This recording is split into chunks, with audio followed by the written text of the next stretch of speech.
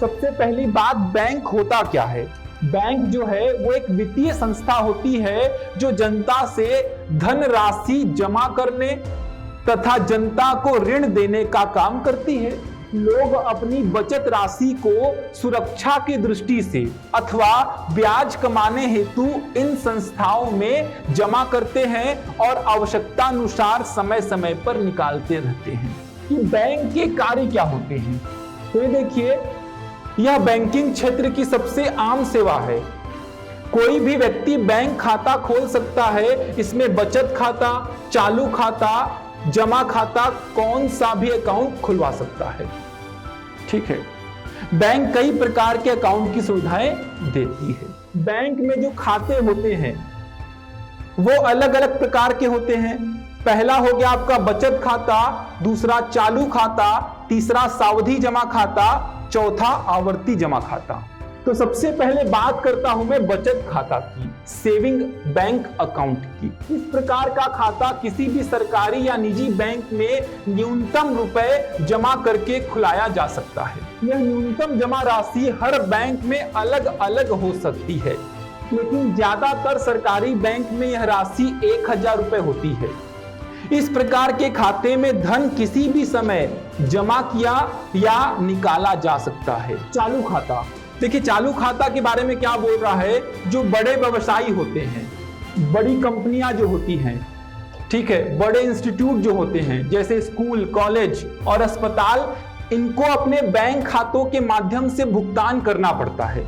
बचत खाते के माध्यम से आप अनगिनत जमा या निकासी नहीं कर सकते, इसीलिए ऐसे बड़े खाता धारकों के लिए चालू जमा खाता खुलवाना अनिवार्य होता है। सावधि जमा खाता, जिन लोगों के पास प्रचुर मात्रा में धन होता है लेकिन वो लोग शेयर में रिस्क को झेलना नहीं चाहते हैं, और यदि ऐसे लोग लंबी अवधि के लिए धन बचाना चाहते हैं तो वे सावधि जमा खाता या मियादी जमा खाता बोलते हैं, इसमें अपना धन जमा कर सकते हैं। आवर्ती जमा खाता, रिकरिंग डिपॉजिट अकाउंट, इस प्रकार का खाता उन लोगों के लिए उपयुक्त है जो नियमित रूप से बचत कर सकते हैं और एक निश्चित समय में जमा राशि पर उचित रिटर्न अर्जित करने की उम्मीद करते हैं।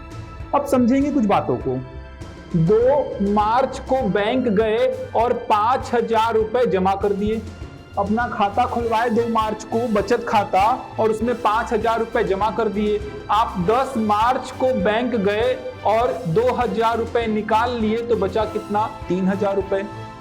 आप 15 मार्च को फिर से बैंक गए और आप 10,000 रुपए जमा कर दिए तो आपके अकाउंट में कितना हो गया? 13,000 रुपए हो गया। आप 25 मार्च को फिर से बैंक गए और क्या किए? 12,000 रुपए निकाल लिए तो कितना हो गया आपके अकाउंट में? 1,000 रुपए हो गया। बैंक के सामने प्रॉब्लम क्या आ रही है कि मैं मार्च महीने का जो ब्याज दूंगा वो किस राशि पे दूंगा? तो बचत खाता की सबसे बड़ी प्रॉब्लम ये है कि उसमें ब्याज की गणना करना बहुत मुश्किल होता है, क्योंकि नंबर ऑफ ट्रांजैक्शन क्या होते हैं? ज्यादा होते हैं। इसीलिए बैंक द्वारा बचत खाता में ब्याज की गणना करने के लिए कुछ नियम बनाए गए। समझेंगे नियम को। पहला क्या बोलता है? किसी महीने का ब्याज जो है उस महीने के 10वें दिन और अंतिम दिन के बीच न्यूनतम शेष राशि पर लगाया जाता है। अगला पॉइंट क्या बोल रहा है? प्रत्येक महीने के 10 तारीख तक ही जमा की गई राशि पर ब्याज की गणना की जाती है। मतलब 10 तारीख तक जो पैसा जमा करोगे ब्याज आपको केवल उसी पे मिलेगा। एग्जाम्पल से सारे पॉइंट को समझाऊंगा अभी मैं, ठीक है। सबसे महत्वपूर्ण पॉइंट है आपका फर्स्ट, 10वें दिन और अंतिम दिन के बीच न्यूनतम शेष राशि पे आपको मिलेगा ब्याज।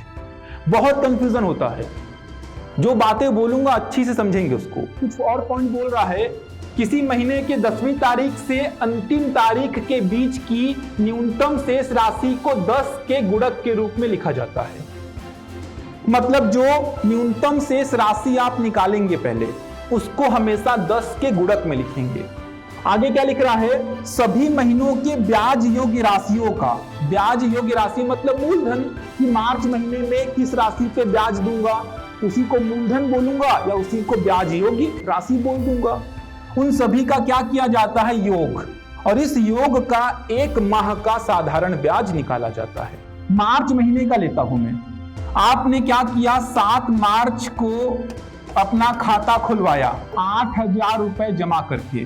10 मार्च को आप बैंक गए और क्या किए, आप 4,000 रुपए और जमा कर दिए, तो आपके अकाउंट में कितना हो गया, 12,000 रुपए हो गया।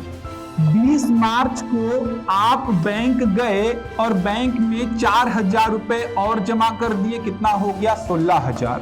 25 मार्च को आप बैंक गए, 4,000 और जमा कर दिए, कितना हो गया, 20,000। अब मार्च महीने का जो ब्याज योग्य मूलधन होगा या जो ब्याज योग्य राशि होगी जिसपे ब्याज बैंक आपको देगा, वो क्या होगी। तो आप सबसे पहले 10 तारीख का पैसा देखिए। तो 10 तारीख को, 10 मार्च को आपके अकाउंट में कितना बैलेंस है, 12,000। उसके बाद 20 तारीख को आपके अकाउंट में कितना बैलेंस हो गया, 16,000। उसके बाद 25 तारीख को आपके अकाउंट में कितना बैलेंस हो गया, 20,000। मतलब अंतिम तारीख को भी आपके अकाउंट में कितना बैलेंस होगा, 20,000। न्यूनतम शेष राशि क्या है, 12,000। मतलब 12,000 रुपए पे ही आपको ब्याज मिलेगा मार्च महीने का। दिनांक, विवरण, आहरित राशि मतलब विड्रॉ की गई राशि, जमा की गई राशि मतलब डिपॉजिट, ठीक है, शेष राशि मतलब बैलेंस। क्वेश्चन क्या बोल रहा है, जून के अंत तक 5% वार्षिक ब्याज की दर से ब्याज की गणना कीजिए। तो ये आपको 3 कॉलम ऐसा बनाना पड़ेगा। कौन कौन से माह है, जनवरी, फरवरी, ध्यान रखेंगे यहां बीच में क्या छूट गया है आपका, मार्च छूट गया है। इसका मतलब ये नहीं कि मार्च में आपको ब्याज नहीं मिलेगा, ब्याज तो मिलेगा ना, क्योंकि जो पैसा 25 फरवरी को है आपके अकाउंट में, वही पैसा पूरे मार्च में होगा। तो ब्याज तो आपको मार्च महीने का भी मिलेगा, छोड़ेंगे नहीं आप। तो मैं क्या लिखता हूं, देखिए महीनों में जनवरी, फरवरी, मार्च, अप्रैल, मई और जून, ठीक है, ये महीने आपके सामने लिखे हुए हैं। सभी महीनों का आपको क्या निकालना है, ब्याज योग्य राशि निकालना है। फिर उन सबको जोड़ेंगे और उनका 1 महीने का क्या निकाल देंगे आप, साधारण ब्याज। समझिए, सबसे पहले बात करता हूं मैं जनवरी की। तो देखिए क्या बताया था, 10 जनवरी को देखिए आपके अकाउंट में कितना बैलेंस है। तो आप देख पा रहे हैं 8 जनवरी को है 1365, तो 10 जनवरी को भी कितना होगा, 1365 होगा, 1365, क्योंकि 8 जनवरी को जो पैसा है वही पैसा होगा 10 जनवरी को, क्योंकि 8 के बाद आप गए हैं 18 जनवरी को। 10 जनवरी को 1365, 18 जनवरी को कितना, 765। उसके बाद आप सीधे फरवरी में गए हैं, तो आप देख पा रहे हैं 10 जनवरी को 1365, 18 जनवरी को कितना, 765। मतलब अंतिम जनवरी में भी कितना है, 765 ही है। तो जनवरी माह में जो ब्याज योग्य राशि होगी वो मैं क्या लिखूंगा, 765 लिखूंगा।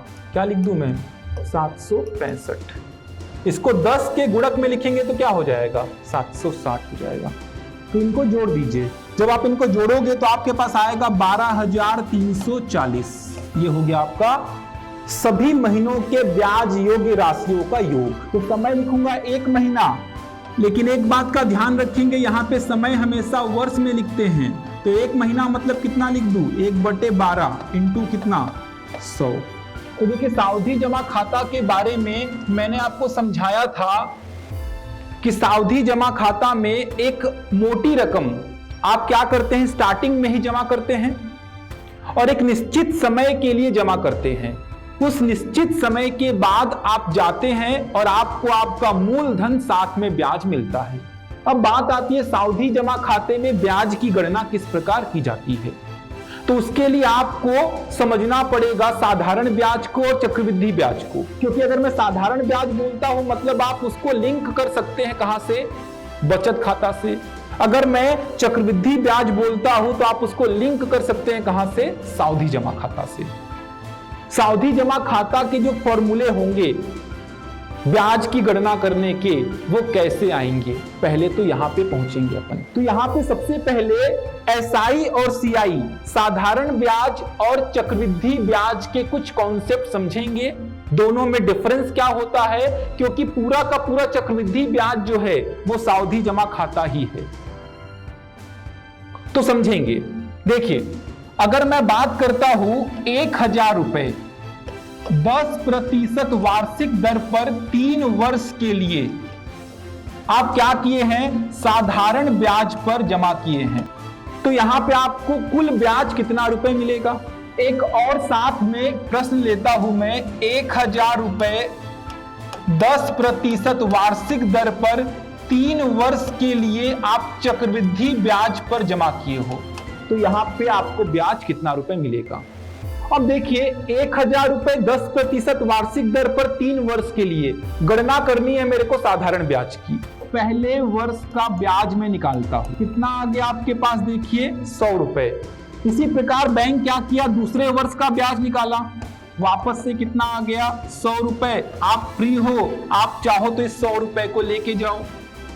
इसी प्रकार बैंक क्या करेगा, तीसरे वर्ष का ब्याज निकालेगा, वापस से कितना आएगा, ये 100 रुपए ही आएगा। अब आते हैं कहां पे, चक्रवृद्धि ब्याज में, कि 1,000 रुपए 10% वार्षिक दर पर 3 वर्ष के लिए जमा किए, कहां पे, सावधि जमा खाते में। इसी को मैं क्या बोल देता हूं, चक्रवृद्धि ब्याज। एक पॉइंट यहां पे लिख रहा हूं, जो ब्याज की गणना हो रही है, तो ब्याज की गणना जो है वो वार्षिक होती है, तो मैं क्या करता हूं, पहले वर्ष का ब्याज निकालता हूं। कितना आ गया, देखिए 100 रुपए आ गया। सावधि जमा खाते का ये नियम है कि आप 3 वर्ष के लिए पैसा जमा किए, मतलब 3 वर्ष के बाद ही पैसा लेने आओगे, मतलब पैसा लेने जाओगे 3 वर्ष बाद। इसका मतलब बैंक को ये पता है कि आप इस 100 रुपए को नहीं ले जाओगे, तो बैंक क्या करेगा, इस 100 रुपए को अपने काम में लगाएगा।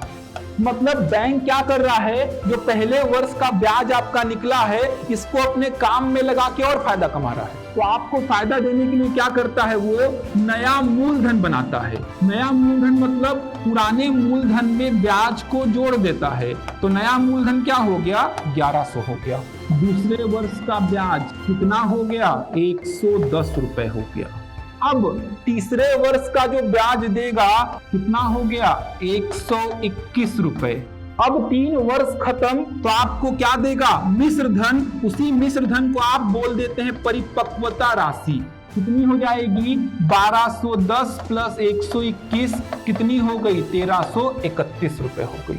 पहला प्रश्न देखिए क्या लिखा हुआ है, श्रीमती पुष्पा 60,000 रुपए 1.5 वर्ष के लिए सावधि जमा खाते में निवेश करती है, तो उसे परिपक्वता तिथि पर कितनी धनराशि की प्राप्ति होगी यदि ब्याज की दर 12% वार्षिक हो तथा ब्याज प्रति 6 माह के बाद संयोजित किया जाता है। परिपक्वता राशि में आपका मूलधन और ब्याज दोनों इंक्लूड होता है, मतलब 1.5 वर्ष के बाद जो 60,000 रुपए जमा की थी प्लस ब्याज, टोटल कितना मिल रहा है उसको बोलते हैं परिपक्वता राशि। मतलब टोटल अमाउंट कितना मिलेगा एक निश्चित समय के बाद।